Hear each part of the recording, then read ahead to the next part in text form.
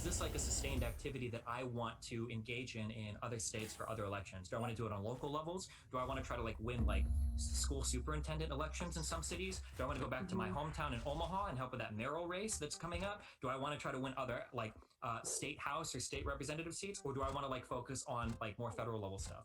These are all like good questions. I don't have any like good answers right now. I don't know yet. I'll know a lot more after Sunday night when we've knocked the last door and I'm like sitting there planning and I'm like, okay, let's see how I feel about how everything went. Sorry, that's a long answer. So that's great. So how do we find out, like, people who are kind of watching you? How do we find out what your decision is? I mean, what do we, like, if we're not Twitchers or if we're not what's that, Discorders or whatever, how do we find out what Steven's up to? Well, I mean, for you can always just text me. But I mean, like on a public facing level, like I'm probably going to do like, I'm very open with all of my like finances and my plans for everything on stream and everything. So my postmortem will probably largely be public, where I'll talk about like, this is how much money I spent, this is how many doors we knocked, and like, this is what I feel like I want to do in the future. I'll probably have this conversation publicly on my stream, but it'll probably be posted as a YouTube video. And then if it's something that I want to do going forward, I'll probably organize like a more official entity that will kind of like carry this name forward, and then I'll move from there. Yeah. Okay. So I mean, I'm gonna ask one more question. I'm gonna turn it over to you, Maddie. Wouldn't it be more cost effective and not reinventing the wheel if you collaborated with existing groups, and that way, you know, there's existing infrastructure and you won't have to come out of the pocket so much to like build something? Or is your ego like, you know, and this is fine, because if you have the resources to back up your ego, it's perfectly fine because no one's harmed in it. But and it seems like you do have vast resources. I don't know, I'm not your CPA, but does it make more sense? Like, if you look at the numbers, it's like, holy shit, you know, I spent a lot. This is not sustainable. To say, hey, who do we partner with where we could augment, or does your ego kind of be like, nah, this has got to be a Steven Destiny DGG thing? Yeah. Well, before you answer, also to think, that's a really good point. And my question then would be like, in coming up with this like cost benefit analysis, what the calculation is for like whether or not this is sustainable, would that be potentially a variable that you introduce into that? So it's like, okay, if doing this on my own maybe is not sustainable. However, if I could keep in mind that, you know, X percentage of the costs were because we were bootstrapping this or like doing it ourselves, if that cost could then be, you know, covered by another entity, would it then make sense? Like, is that something that you're considering in whatever analysis you end up doing?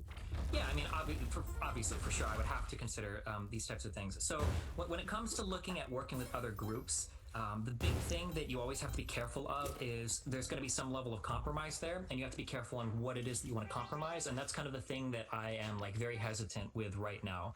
When it comes to political messaging, I am incredibly stubborn about the things that I believe in, and I am completely and totally unwilling to yield on a lot of different positions that I have. So if collaborating with certain people would require me to push a message that I don't believe in, I'm in a very lucky and privileged position such that I feel like I can fundraise the money that I need on my own, and I wouldn't want to risk those types of collaborations that would compromise like the message that I want to get out there. Now, that being said, I don't have a very radical agenda. I think that there are a lot of moderate democratic positions that I support, and I think that there are probably a ton of groups that we could work alongside where I'm not going to be compromising my message at all in terms of working with them. But I mean, like, at the end of the day, it comes down to the idea that like, if I'm paying all the costs, I have all the control. Like, I can tell my people anything I want. We can do whatever we want. I don't have to worry about anything that we do being like a liability to anybody else. And at the end of the day, you know, like, we get all the credit and all the control and everything for everything that goes on in terms of what we do.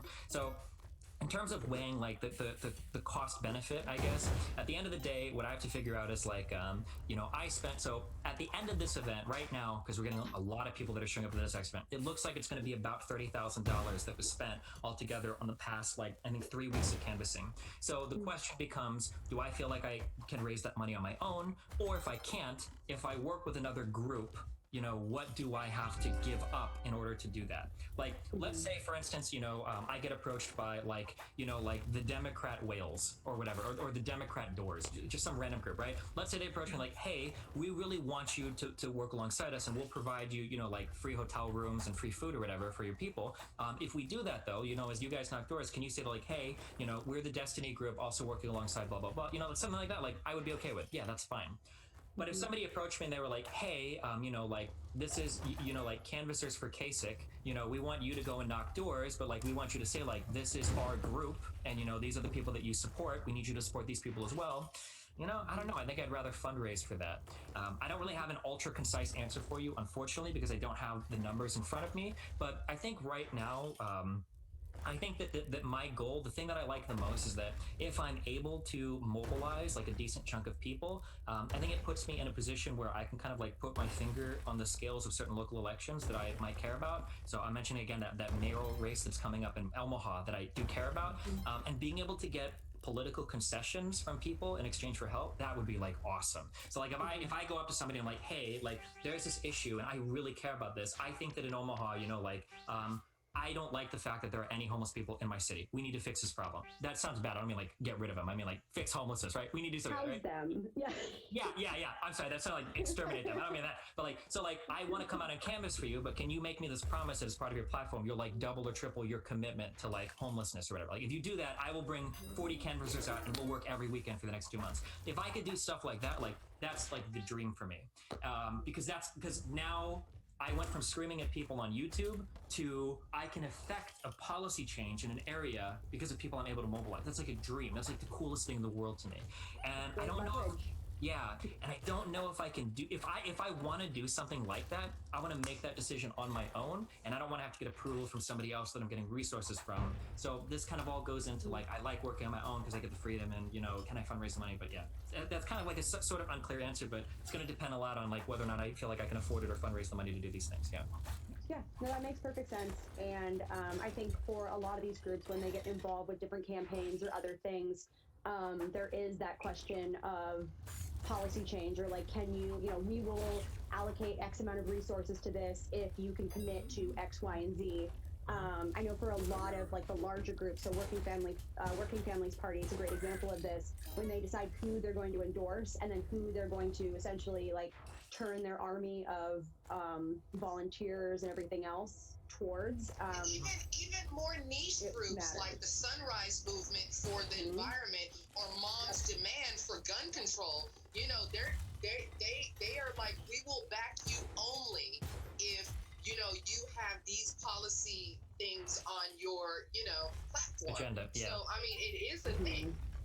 And it makes me so happy to hear that you're also thinking potentially of going local, because that is preaching to the choir, but when it comes to progressive policies especially, I know people get so frustrated when they see on the national stage at the federal level things not gaining traction in the way that they want, or it just doesn't have the votes yet. And what organizers on the ground tell people over and over again is it starts at the grassroots. It starts the way that those politicians move up into national positions of prominence with power is because they start local, and because you build that groundswell of support for those ideas from the bottom up. So the more we can get involved with local races and having a presence in every single, whether it's a mayoral election, whether it's a state legislature, Yvette and I did Yvette and I did a ton of phone banking for, I did a bunch for the Georgia State House, State Senate, that's South where Carolina. And South Carolina. Oh my God, we did so much in South Carolina.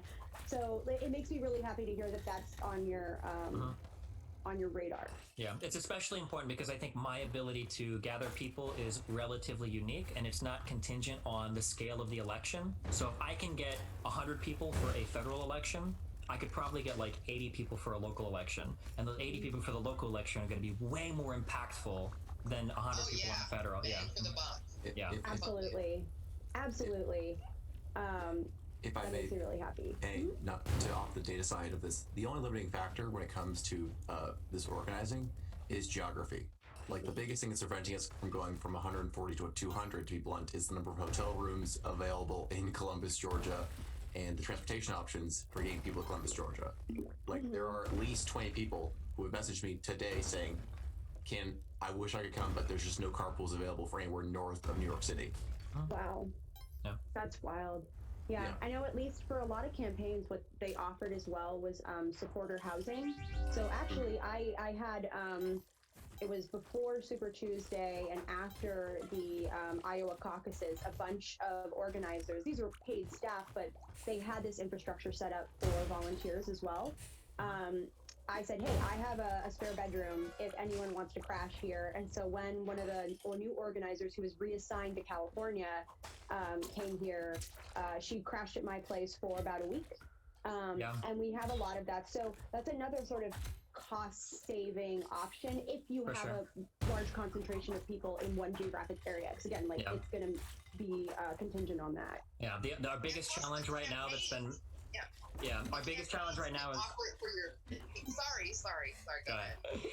We're lagging, so we go at the same time. I was gonna say, a big limiting factor right now has been the coronavirus stuff is limiting, because of what I am online, every time I do anything, all eyes are on me. So even if I wanted to like cut corners, I have to do everything by the book. So we're doing like carpools. It's like 2-person to a car. We can't stuff 4 to 6 people in a car. We've got like max people 2 per hotel room. We can't do 4 to 6 people in a hotel room. So like the coronavirus stuff is like ramped up the challenges on that as well. It makes everything cost more. We have to be like more conscientious of travel and transportation, and everything as well. God, I didn't even. Yeah, that's a really good point because when I was doing that, it was right before the lockdown hit. So I can't even imagine how difficult that must be. And a lot of people can't make it because they had to like quarantine, to be with family for the holidays and everything too, and they just like can't break. Yeah. Yeah. I guess my question. Oh, Yvette, go for it. I know. Go ahead, Maddie. Go ahead. Okay. So of the people that you've had coming, I'm curious what does this group look like when you say like, oh, we're with, Destiny, whatever, like when you meet in a park, everyone comes here, what does that mix of folks look like? Is it mostly like what you would think of what like typical gamers look like, or do you have people of all different age groups? I think that I think that the demographic is a clash between what is probably native to Columbus and native to my community, with it skewing pretty heavily towards my community. So if I were to hold an average fan meetup anywhere in the world, it would probably be a lot whiter than what I have in Columbus. I've got a lot more, like black and brown people that are showing up. It's going to be like 95% male, like in terms of like gamer communities are showing up. So like, I do have, not people, I think persons of color that are coming out to canvas with us, but it is definitely probably whiter than you would see with any like group of people randomly meeting in Columbus, I would imagine. When I did the meeting in Atlanta, that was surprisingly, I want to say maybe 40% of the people there were persons of color, which was surprising to me because generally, if you're a gamer, the audience that you're bringing out is very, very, very white. But yeah, I had like a pair of like, I think 17-year-old Muslim girls showed up. I had a lot of like younger like persons of color that showed up, and even a lot of those people that we met there ended up coming out to Columbus campus as well. So I've had like decently mixed in terms of demographics, like people coming out, but definitely skewing like much harder white than you would expect for a get together in Columbus or Atlanta. Yeah, and mostly young, right? And skewing male, like heavily male, very heavily male. Yeah. Yeah. Me and Maddie were talking on the phone earlier today, and I was saying that me and people from the Muskogee County Dems was shocked at how male it skewed, because you've been in organizing spaces. It's 90% women generally, right? Like guys don't show up generally to volunteer and do stuff. So me and Laura was sitting there like, this is almost all male, and this is like weird to see because it's so atypical of organizing spaces.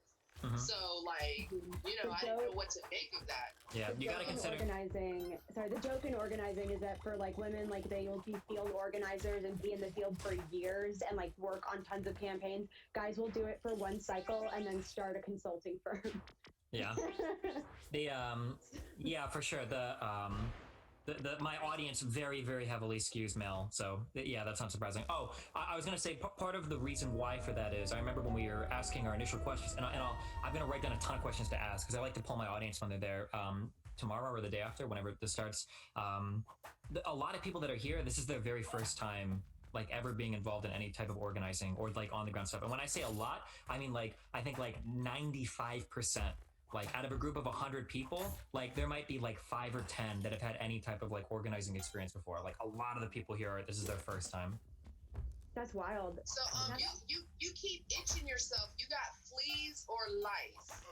What's going on there? I'm in Miami right now and it's fucking humid and I live in California and right now I'm in Miami and it is very humid here. That's why my hair is like fucking, so I'm like, yeah, sorry, go ahead. Oh yeah, so I was wondering what kind of insects was on you. Oh no, don't worry. We're not gonna share a hairbrush or anything. Don't worry. I won't. Oh my god. So okay, Stephen, this is getting a little more serious and you know, you could say like I'm not ready to answer this, but my question is kind of multifold. Number one, these people are showing up for you. They're not showing up for Democrats. They're not really showing up for Ossoff or Warnock, keeping it all the way real. They're showing up for you. Yeah. What do you feel your responsibility is to these people? And also, as far as organizing spaces, most established organizing spaces have safeguards for the people who come. I mean, do you think that you do have safeguards to like keep your people protected and safe? Because this is so new and this is so like kind of pop up that you probably didn't have time to set up infrastructures that most organizing spaces have. So I was just wondering, as far as you, like, what do you feel your responsibility is to these people, and how do you keep them safe? Like especially. Like, for example, let me give you an example. A female shows up or a minority shows up in your space and, you know, the dominant culture is overwhelming. Like, how do you make it inviting and safe for like, you know, people who are in the minority, which would be gender-wise or racial-wise? So, okay, so I'm going to try to say this and be incredibly respectful and tactful towards traditional organizing because I'm such an outsider to this, so don't take anything that I say as being like... You don't have to be respectful. We want to know your perspective because you are not a traditional organizer, so we want to glean what you're thinking. Yeah, so my perspective would be it is impossible to create that space at the time of the event. I don't think that I could ever encourage a group of people that have never considered these ideas before to be inclusive or respectful without it coming off as incredibly strange or robotic. That being said, I believe that I have for a broadcaster of my size on the platform that I'm on, I would say that I have one of the most inclusive communities that exist on this platform. I know I have like the largest active trans community on this platform, and I have friends with and a lot of representations of like Black people in my community as well, which is pretty hard to get in gaming spaces. And that's among like, you know, Middle Eastern people, Asian people, like I've got all sorts of people. And a lot of that is kind of like that, a lot of that comes downstream from the political messaging that I do, you know?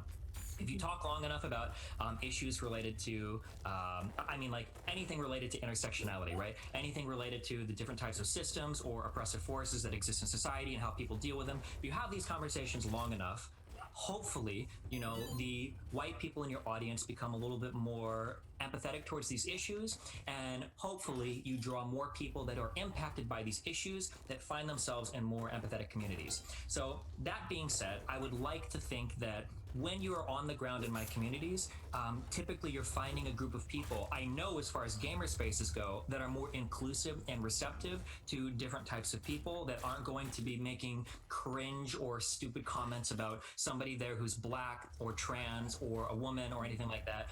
I would hope that a lot of that work is done prior to people actually showing up for those types of events. That being said, there is absolutely a crucial need for some sort of third-party body or reporting structure for somebody to report a problem to that we just absolutely don't have in place. I think this is going to be like my third or fourth event.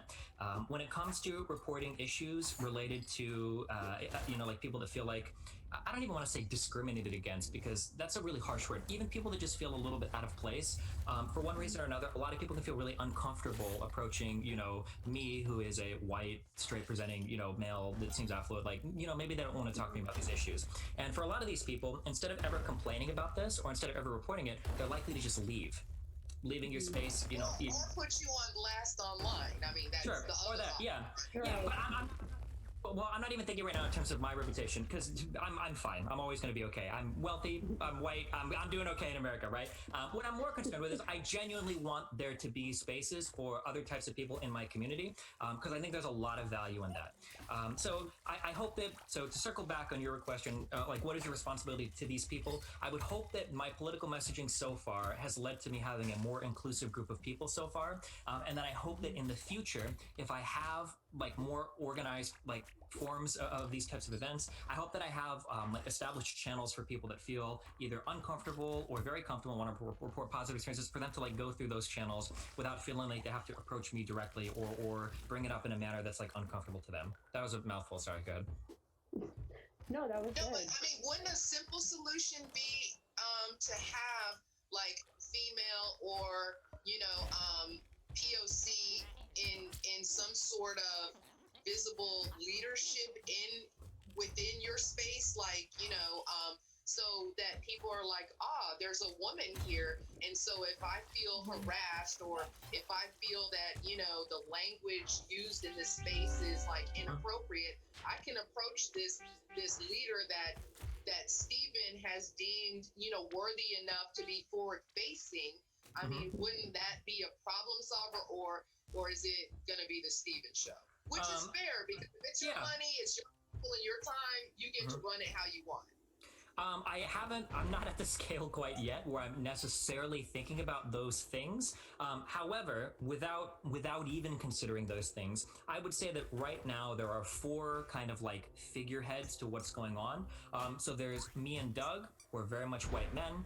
Then we have Christian, who is very much Asian. And then we have Darian, who is very much black.